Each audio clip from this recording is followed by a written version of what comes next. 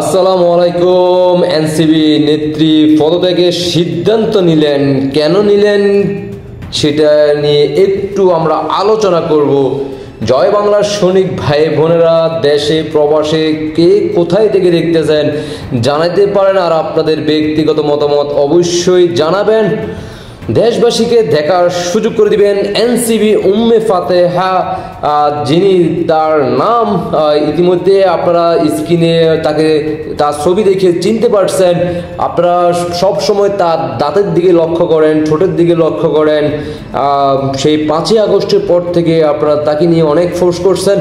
আপনাদের এই পোস্টে জ্বালা যন্ত্রণা আর বর্তমানে এনসিবি যে টপিক নিয়ে আলোচনা হচ্ছে, যে লয়কাল্লা নিয়ে আলোচনা সমালোচনা হচ্ছে, গোপন তথ্যে জানা গেছে উম্মে ফাতেহা যিনি তাকে আপনারা যতটাই আপনারা দেখতে কি যেন বলেন, আপনাদের রুচি যদিও না আসে, কিন্তু এনসিবির নেতারা, যে ছেলে নেতারা, এনসিবি নেত্রী, গোপন এক সূত্রে জানা গেল এনসিবি উম্মে ফাতেহা কেউ নাকি লয়কাল্লা নিয়ে প্রস্তাব ছিল। তার পরবর্তীতে তিনি দীর্ঘদিন এটাকে নিয়ে চেষ্টা চালিয়ে গেছেন, সেটাকে এড়িয়ে চলার জন্য। যতই দিন যাচ্ছে ততই নাকি এনসিবি যে সকল সদস্য, ছেলে সদস্যরা আছে, নেতারা, তারা বড় ভাইরা নাকি এবং ছোট ভাইরাও নাকি তাকে এই ধরনের প্রস্তাব দিয়ে আসতে যাচ্ছে বারবার।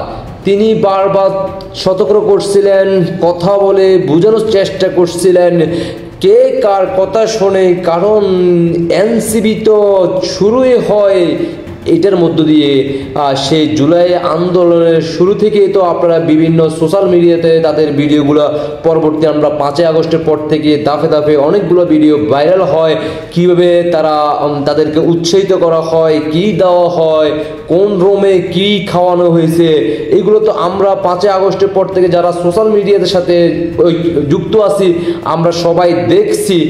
এখন পর্যন্ত তিনি মুখ খোলেন নাই, এতটুকু বলছিলেন যে তিনি আর এনসিবি আর এখানে তার দল থেকে তিনি বিদায় নিচ্ছেন আর এটার সাথে যুক্ত থাকবেন না। তথ্যসূত্রে আমরা যতটুকু বিভিন্ন সূত্রে যে তথ্য আমরা পাইছি, এনসিবি এই সৌন্দর্য আফাকে তার ঠোঁটের যে লিপস্টিক থাকে, সুন্দর লিপস্টিক নাকি তিনি এখন আর এই সৌন্দর্য লিপস্টিকটা নাকি তিনি দীর্ঘ টাইম তিনি রাখতে পারেন না তাদের জ্বালা যন্ত্রণায়। তার বারবার তাকে লিপস্টিক দিতে হয়, মেকআপ করতে হয়, তার সৌন্দর্য রক্ষা রাখতে পারেন না, তাকে বারবারই কিন্তু পার্লারে যাইতে হয় অথবা তার বেন্ডি ব্যাগের মধ্যে তার আইটেমগুলো রাখতে হয়, কারণ এটা তো মানুষের জনসম্মুখে বারবার আসতে হয়। এই জন্যই কিন্তু এখন বাধ্য হয়ে তিনি এনসিবি থেকে তিনি বিদায় নিয়ে গেলেন। ইতিমধ্যে আপনারা জানেন, তার পরবর্তীতে পুরো বিস্তারিত অলরেডি আপনারা শুনতে পাবেন কিছুদিনের মধ্যে। সেটা আত্মপ্রকাশ আসবে জনসম্মুখে, কেন কি কারণে, কার অফার, কার কি প্রস্তাবের কারণে, লয়কাল্লা না দেওয়ার কারণে হয় তিনি এই মানে নিজেকে এনসিবি থেকে তিনি সরিয়ে নিলেন। সেটার জন্য আপনারা দেশবাসী যারা এনসিবি ভক্ত আছেন, আপনাদের সেই আশা পূর্ণ করবে উম্মে ফাতেহা। আশা করি আপনারা বুঝতে পারছেন। আপনাদের মতামত অবশ্যই কমেন্টে জানিয়ে যাবেন, দেশবাসীকে দেখার সুযোগ করে দিবেন।